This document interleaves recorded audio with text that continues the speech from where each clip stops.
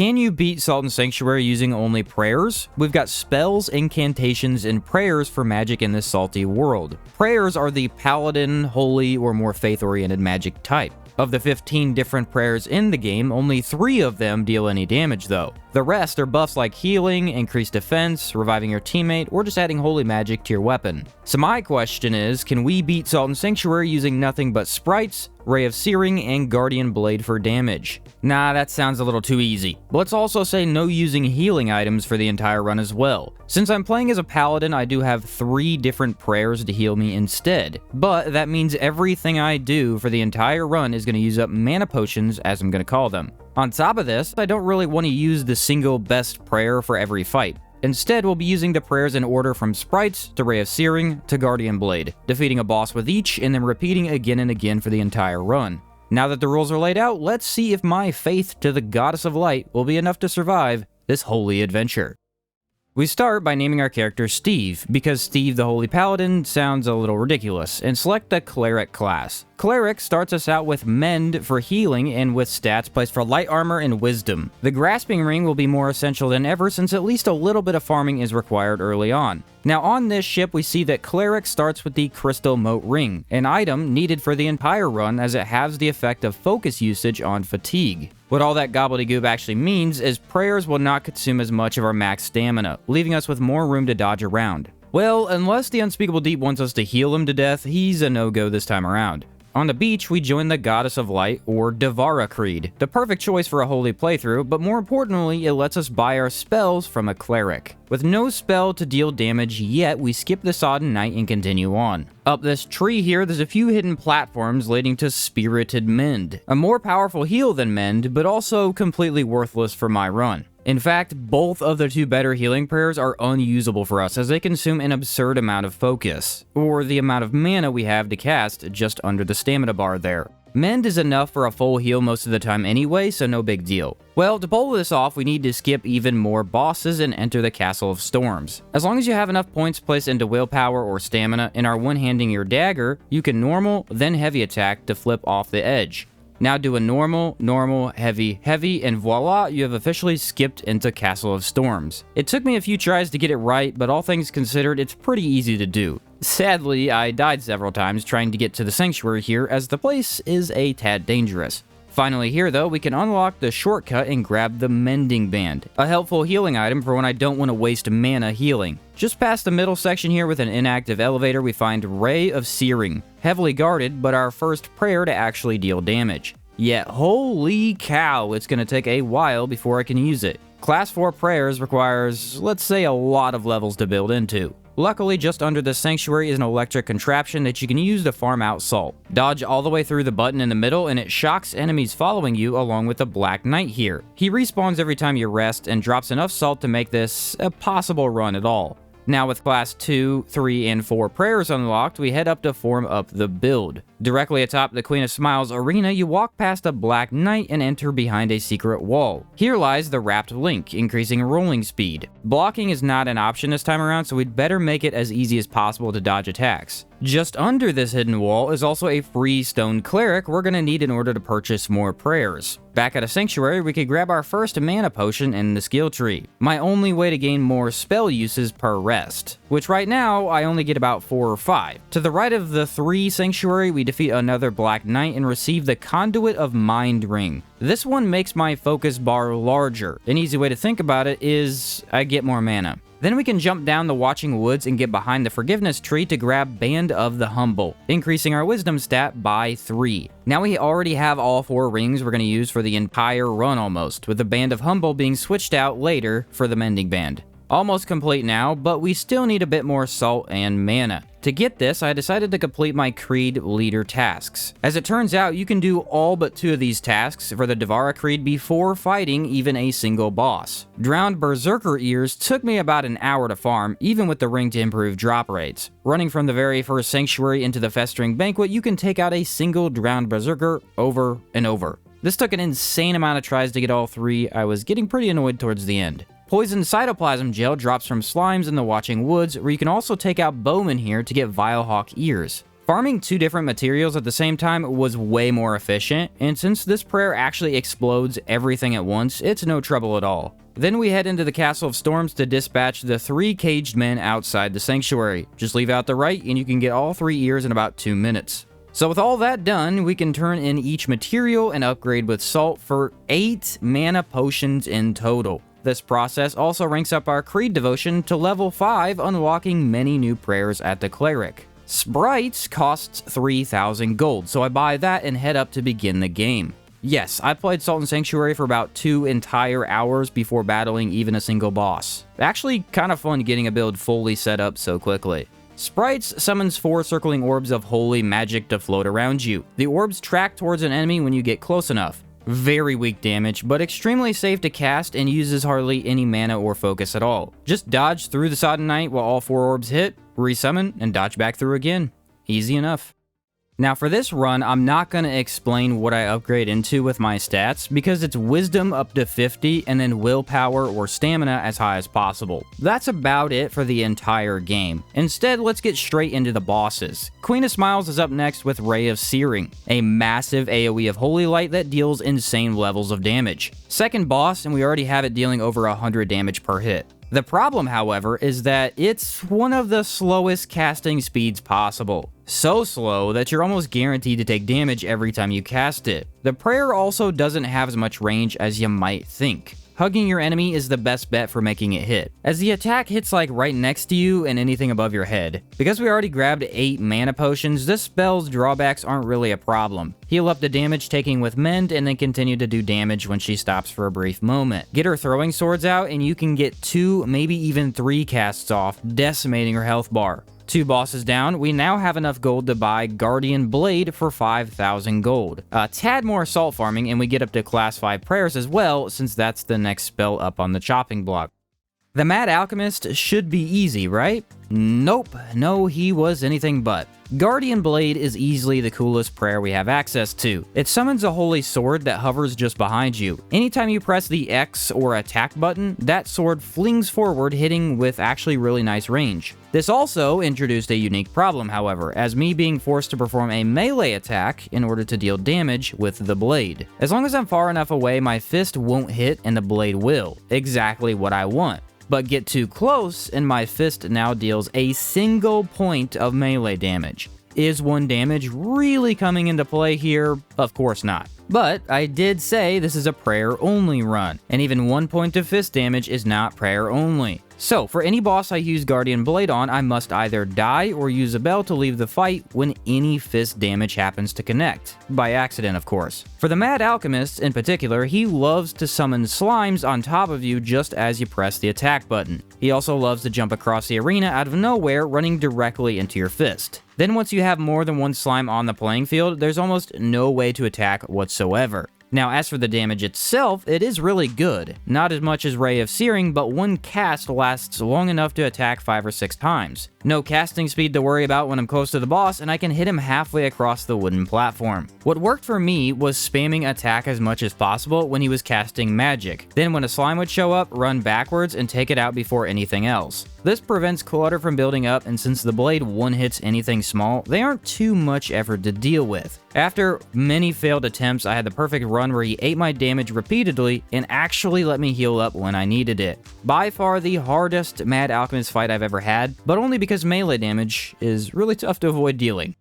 The most interesting aspect of this run's challenge is that what order I fight the bosses in is very important. Because I just used Guardian Blade last, I now can't use it until I take down 2 more bosses with the other 2 prayers. Well, the Kraken Cyclops is the closest, and for him, we have Sprites. This is a very poor damage source, but also a very low effort form of attack. The orbs do damage all on their own as long as you can get them cast out. Then, because all 4 orbs deal damage individually, they often stun bosses even if only for a brief second. Plus, as I mentioned earlier, they're super low cost in the mana department. That leaves us with a battle of pure patience. Survive long enough, dodge well enough, and only cast when you know you're safe. Do all that correctly and eventually the orbs will hit their mark. I actually no-hit this entire fight until the end, getting hit twice as he started to jump a lot more. Still, I'd expected this prayer to be complete trash, and it's honestly holding its own so far. We'll just have to see what happens later on, I guess.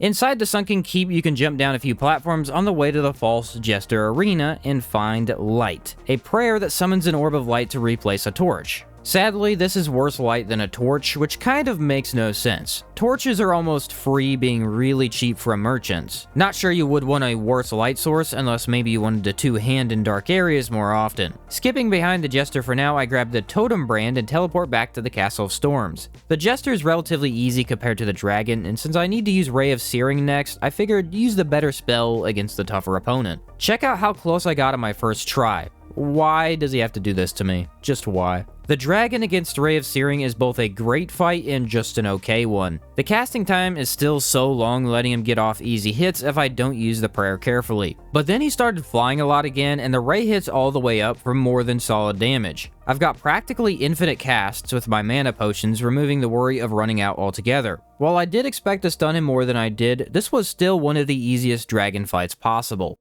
With the Guardian Blade in hand once more, I went back to finish off the False Jester. My idea here was that the Jester's fast. Really fast. Having a super slow cast of magic would never let me hit him without taking damage. Guardian Blade, however, has the ranged advantage to keep me just out of sword's length and ready for another dodge roll. The Jester never summons anything or really moves too close to you without very obvious cues, so there's no risk of me punching him with my fist by accident either. The guy's still incredibly nimble, and I don't think this prayer has much stagger potential at all. Even just a second to stop his movement would be super helpful, and it just doesn't do that. You could definitely tell this is supposed to be used alongside another melee option. Probably this and a bigger weapon would make for an excellent combo, granting super long reach with both physical and holy damage. For us, however, it's a matter of endurance, keeping up the pressure while also saving time to get past him. I'm not sure how you would even use Ray of Searing here, although its damage could probably more than make up for that. With some gold saved up, I decided to buy most of the other buff prayers from the Cleric. Each is definitely useful in its own way, but I found that with a light roll, I would simply focus on dodging attacks rather than trying to raise defense. In the end, I never used anything but the attack spells and eventually cure poison in the swamp. Of course, Sprites is our next prayer up, and who would be the best opponent for them? Untouched Inquisitor or Tree of Men? Tree of Men should be a complete joke with Ray of Searing, so let's head towards the Untouched Inquisitor. And we can just say this fight did not go well. By that, I mean it really did not go well. The Untouched Inquisitor has several aspects that make him the most painful boss to fight under these circumstances. First off, his arena can only be reached after running through 4 ghosts and a Black Knight. You can't defeat them or you won't have enough magic, but don't defeat them and your sprites get sent out of the fight after the knight instead of the boss. Secondly, this boss is extremely resistant to holy. With the sprites doing very little to begin with, we're only tickling him at best. And thirdly, I don't know his moveset at all. He really only has 3 attacks: swipe down, send blades down, or send blades out. All 3 attacks look identical, and I never found any cues to differentiate them with. Okay, but at least we can heal up using mend, right? Wrong. Sprites do so little damage that we're not allowed to use even a single heal or we won't have enough mana. Yeah, 8 total mana potions is just barely enough magic to beat him. It almost seemed like I would need to kick Sprites off the list of optional spells because it just wouldn't take him down. Well, with no luck in sight, I decided, what the heck, maybe Sprites will be better on the Tree of Men, and I can come back with a different spell. Ha! Fat chance on that one.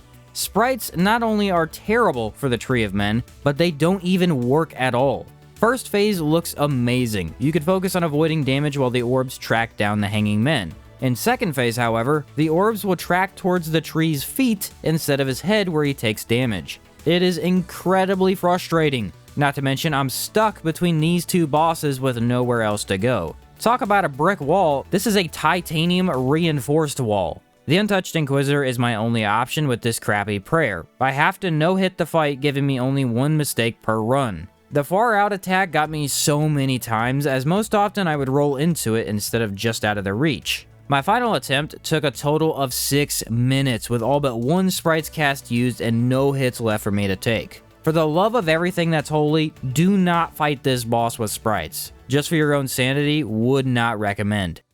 Since I am here, I decided to try the 3rd lamb with Ray of Searing. No. Just no, man. He too is extremely resistant to holy while also never leaving you with a free attack opportunity. I actually had him at 2 hits left, but sadly ran out of mana for both the damage and health. Whatever. The Tree of Men is easy with this anyway, so let's move on for a bit. As it turns out, however, this prayer is not as OP as it was made out to be for this boss. First phase, yeah, it hits all the hanging men at the same time, destroying them in seconds. And in second phase, you deal loads of damage to the metal head after it swings at you. Yet for some reason, in the third phase, when he flamethrowers the entire side, this prayer refuses to deal any damage to him at all. It clearly hits the magic into his metal frame every time, and yet no damage occurs. Only thing that managed to work a little bit was waiting for him to melee and being as low as possible on the platforms. This sent his head directly next to my person where the AoE actually dealt damage. Try juggling a mana potion, damage, and the mending prayer in your slots, all while being set ablaze every few seconds. I died more to getting distracted than anything else. But with that titanium wall broken through, we finally have more options.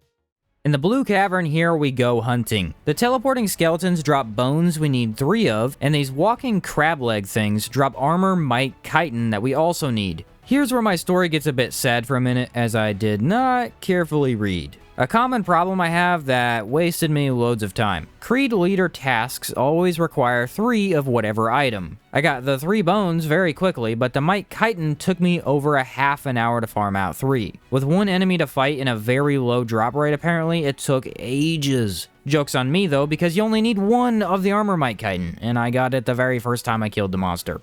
I just assumed you needed 3 like all the rest. Anyway, turning these in gets us up to 10 mana potions, which I believe is the max from my side of the skill tree. And a thought occurred to me. Why exactly was the third lamb hard to begin with? I wasn't able to deal damage without getting very close, but getting close forces me to take damage. Well, guess what prayer counters that? Guardian Blade. Now on this prayer once again, it counters the third lamb perfectly. I'm out of range of all his attacks as the sword flies forward and it gives me almost double the potions to use for mend instead of damage. Still a troublesome boss because running away forces him to jump, and that attack is really tough to avoid. Nearly impossible if you're casting. Now, one mechanic of prayers I should mention is that I remember hearing heavier armor can reduce the cost of prayers. Apparently magic spells cost more focus or mana the heavier you are, but prayers are gonna cost less. Doesn't matter much for me because I want to dodge rather than tank, but cool paladin is actually a paladin instead of mainly a mage. Takes a while to beat down the bird, but with enough lightning dodged, the win is ours. Grab the blue bar brand, open up areas, and head down into the ziggurat.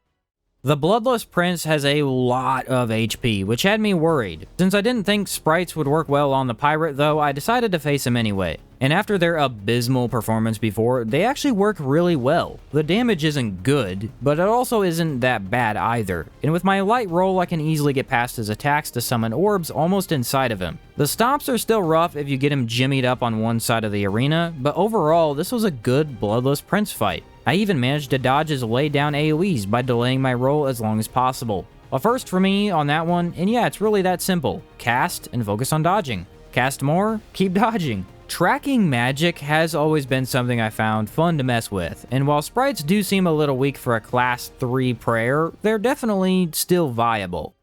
Back in the cavern, it's time to see if Ray of Searing will be fast enough for the Disemboweled Husk. Ugh, the cast time makes this thing so hard to use. Regardless, this was the perfect boss to use it on. You already need to stay in close hugging him in order to dodge past his gunshots. The bright light staggers him every 2 or 3 hits, and often you can dodge behind him as he charges up a swing in the opposite direction. He can follow it up, leaving you unable to avoid that next attack. Still, it's largely one of the better fights for this run. We vanquish the undead fiend with the blessed power from beyond. As we enter the swamp, I do hop down to the Vile Vine's ring for poison resistance, as I have the small tingly feeling we're gonna need it.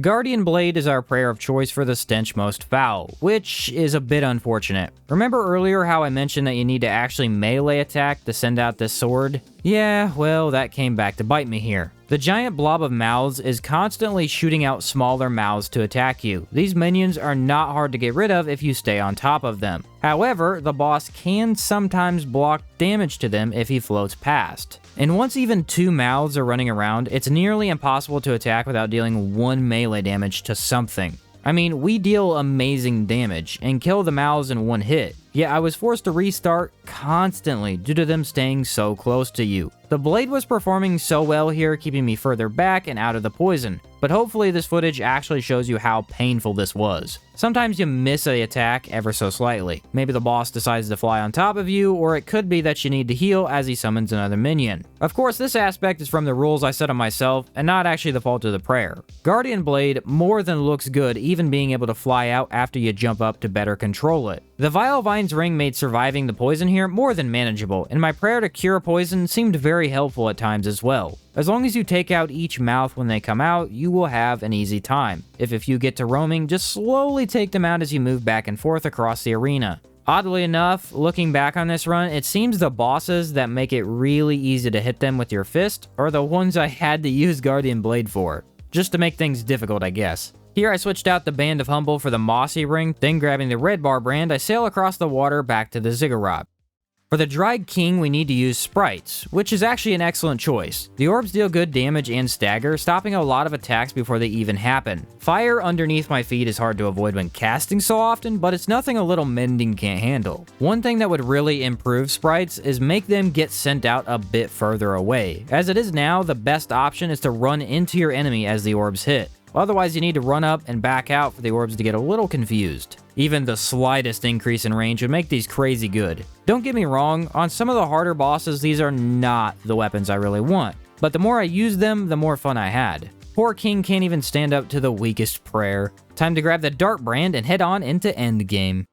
Against the Coveted, we do get to use Ray of Searing. Sprites would not be bad, but probably longer of a fight than I would like. And the Guardian Blade, I don't know, might be okay here, but this seems like our better option. The Ray does go up into the air for easy hits, and they take decent holy damage. Only trick is managing to avoid magic bolts long enough for them to put the axe down. Incredibly long and mundane battle, since eventually you can force them to shoot magic one way and go behind to attack the axe. Can't get over how cool it looks to finish something off with this though. Holy Light, bless you into extinction.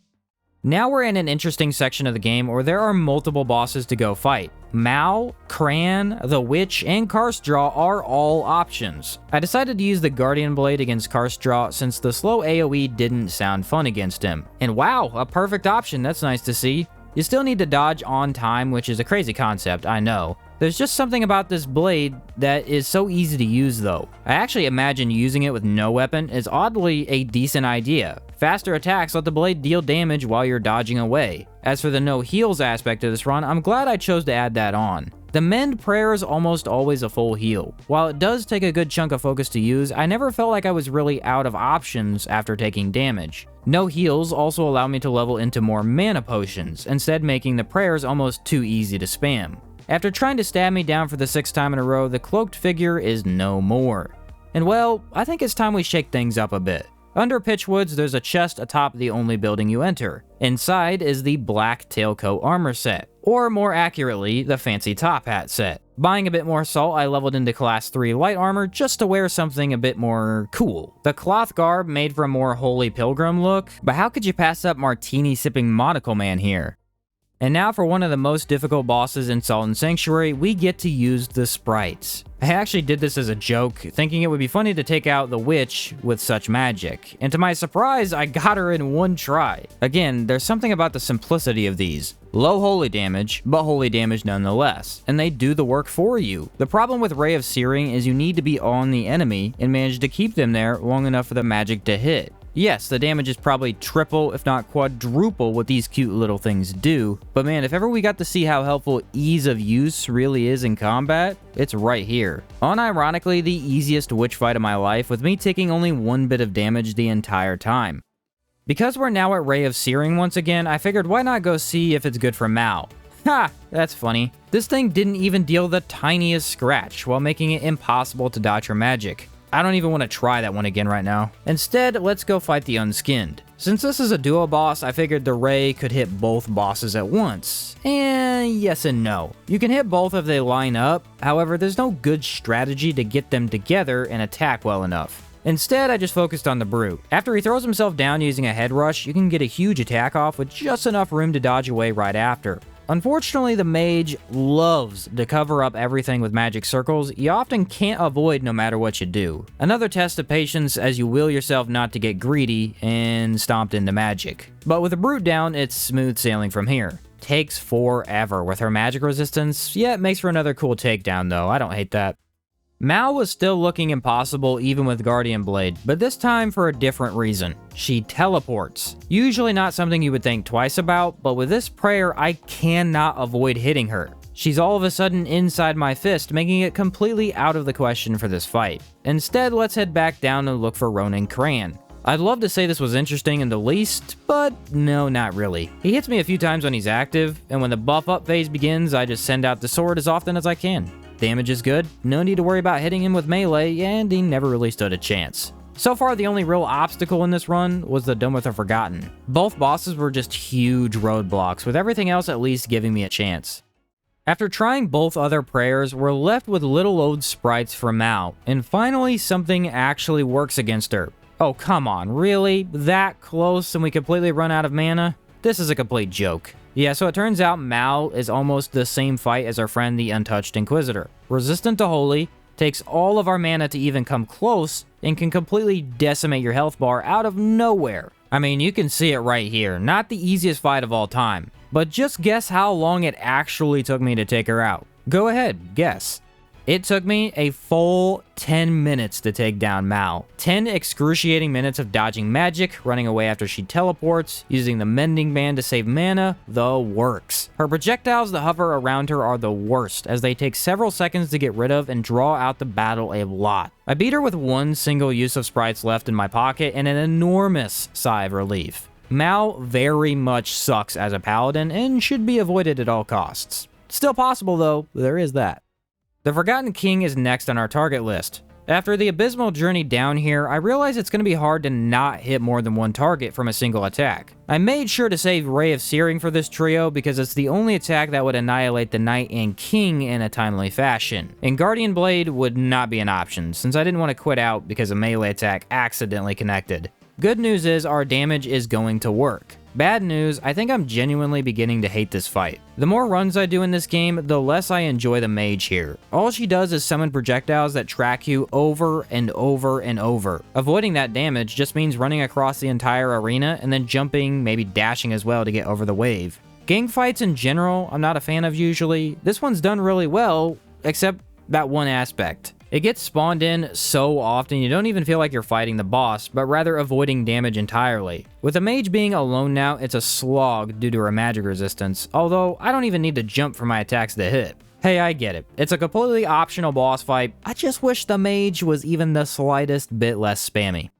Our favorite Kraken Dragon is up against Guardian Blade. The large fiend is somewhat resistant to all damage, so we aren't completely crushing him, but it's not all that bad either. Avoiding his breath of death is hard without a bow or flintlock to hold us in the air. I'm not all that great about missing each lightning spike he places down either. No risk of hitting the beast with our fist is very nice though, and the distance my attacks connect at leaves me with enough room to run from damage. Roll under the big fellow, turn around, and unalive him with pure holy magic. May the blessings of Devara continue to aid us for the fight to come.